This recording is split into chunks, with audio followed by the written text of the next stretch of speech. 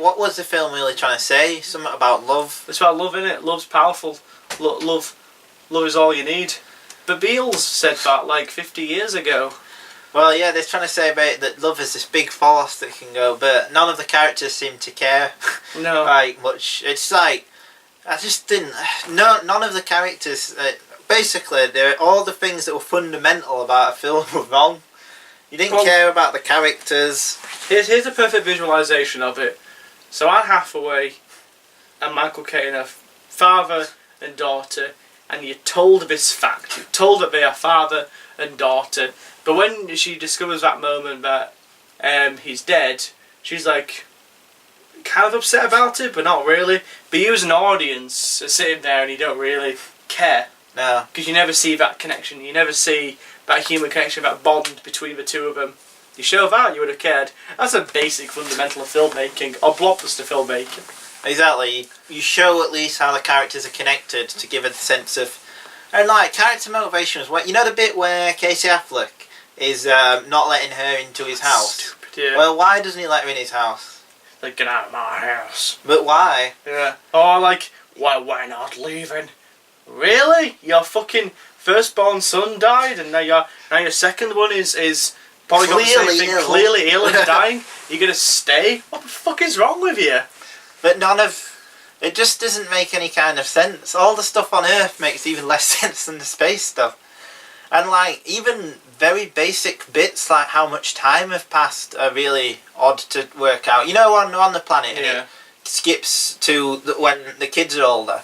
He says, when we were on the planet, an hour is 7 years. Yeah. And then when they get stuck, on the thing, it seems like the scene is basically a one shot. Yeah. Because the way it's directed, it's all flowing. Yeah. And then, but when they get out, it's implied it's been 3 years because 21 years have passed. Yeah.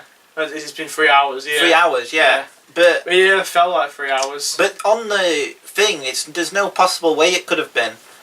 Because she basically gets back onto the ship, and then he says, like, we need 45 minutes to drain the water from the thing.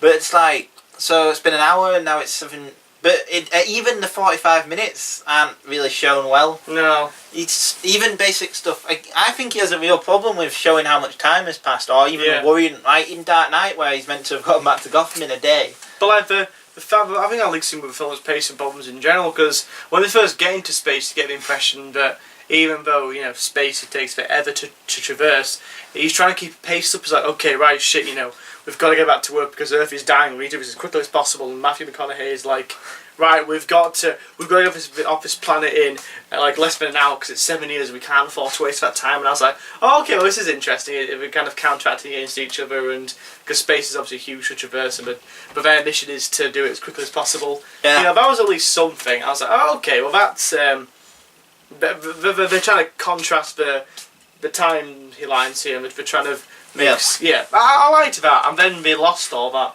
They lost all that pacing in favour of talking about how love is super awesome and Again, he just feels like someone who can't trust his audience.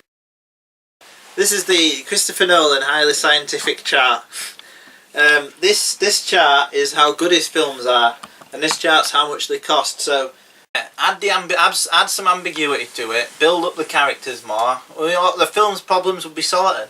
Yeah. Maybe even the ambition works against it. Maybe, yeah. There's no real... They just go to the different... If they didn't go to, like... There's bits in it that feel extraneous, like you could have cut it out. Yeah. It's a long movie as well. It's 2.5 hours. It's longer? Is it? It's just 10 minutes shy of 3 hours. Ah, yeah. And it really felt its length. Yeah. I could feel it down in my lower back. I was thinking, oh God, I wish I brought a pillow. Yeah, you never really disappear into the film. Like, it's not very immersive. No. At least with something like The Hobbit, it's 3 hours, but at least get caught up in how weird the whole thing is. Exactly, it's just a boring, dreadful film. We should end it there. Yeah, well, we need to do a rating. Rating. Oh yeah, well I'll cut that out. I would give Interstellar out of 10 a 2. 2. I would give Interstellar... I gave Interstellar a 6 in my. I think I gave it a 6. I gave it a 6 in my early impressions you would review. recommend someone to watch this pile of garbage? I would now think about Interstellar. I would give it 5. Would you genuinely recommend someone to go see it? Yeah.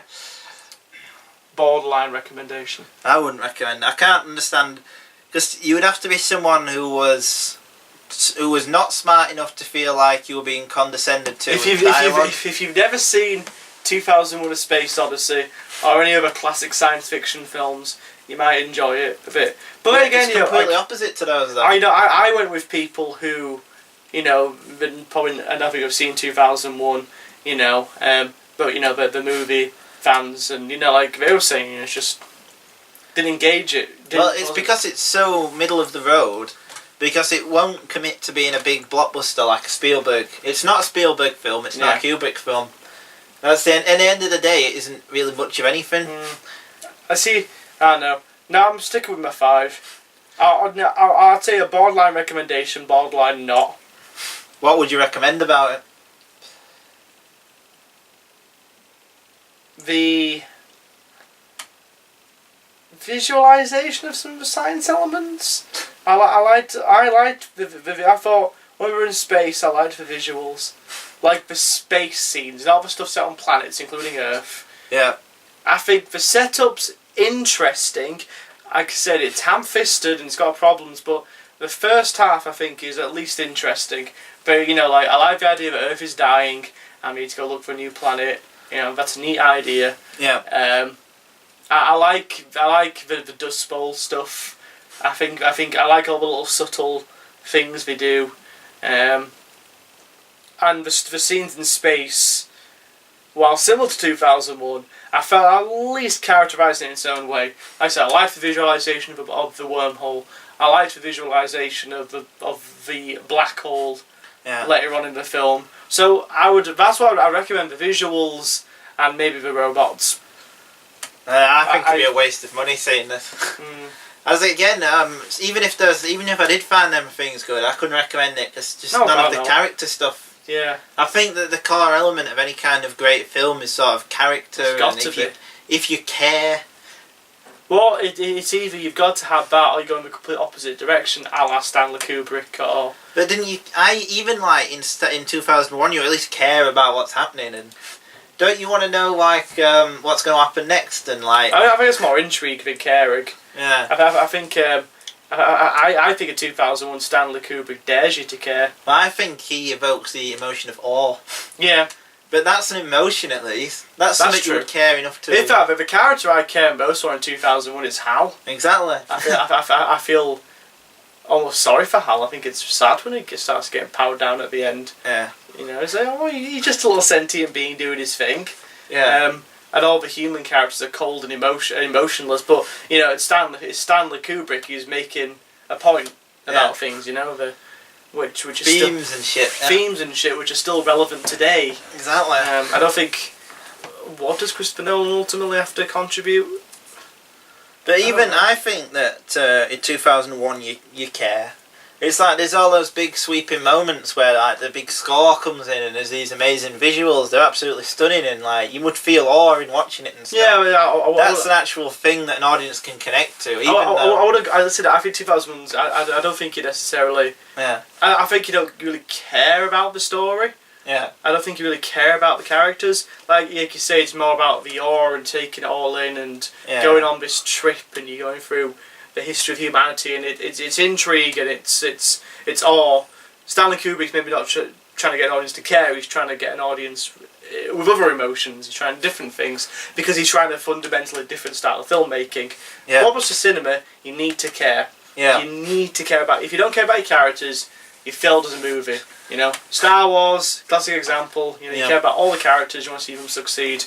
That's a very specific style of filmmaking. Stanley Kubrick largely abandons that and goes for something different entirely. Yeah. Because he's Stanley fucking Kubrick. Christopher Nolan thinks he's Stanley Kubrick. Yeah. But he's still making blockbuster entertainment. Exactly. So he's trying to make these cold, emotionless characters, but at the same time, he wants you to care about them. Well, the big flaw in the film is the central thing that's meant to keep the audience going. This father-daughter like love story between will they be reunited is just terrible. It doesn't work at all, does it? Well, it's like why should the audience care? Neither like performance is that stunning because they've got nothing really to work with. You just like you get a little.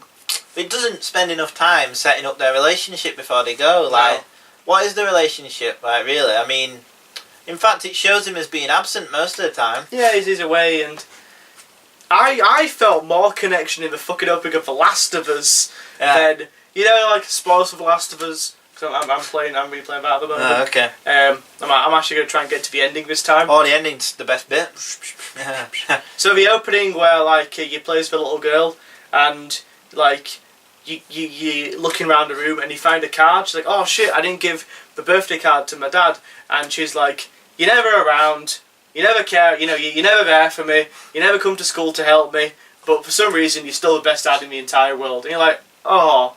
And even though he's an absent father, you still feel there's that bond there, don't you? Yeah. And then, of course, when that moment happens, spoilers, you're like, oh my god. And you've only had about 15 minutes to get to know their relationship, but you instantly feel something.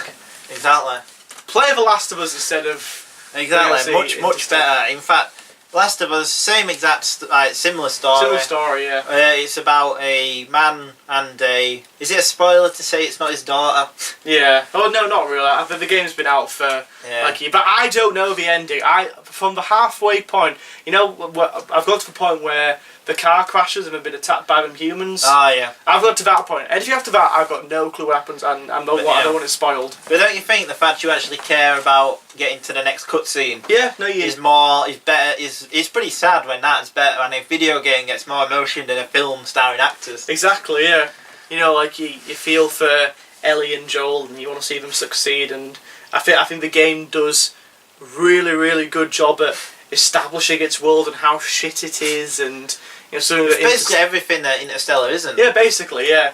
I think it's Last of Us is wonderful game. Yeah. It does more to one, make you care about the characters, and two, establish how shit the world is, with Interstellar fails on every level to do. Yeah. Fuck it, I'm going to drop my rating. What will you give it now? 4. A 4. I'm sticking with a 2. I'm sticking to a 4. Yeah, it's a 4 out of 10 for me. Would you recommend it still? No. 5 for me is like incredibly on the fence. It's like hard to recommend, but there's equal parts not to recommend. 4 is like some elements are okay, but don't see it until it's on DVD. Yeah, or even streaming. Yeah. Maybe wait for it to appear on Netflix and you can watch it on your tiny car monitors. Yeah. Well, I think that word of mouth first will be bad. Yeah. I think that's going to kill it. Opening weekend were fairly impressive, 130 million. But I don't think it's going to build on that much. No, you failed, Christopher Nolan. I hope you're happy.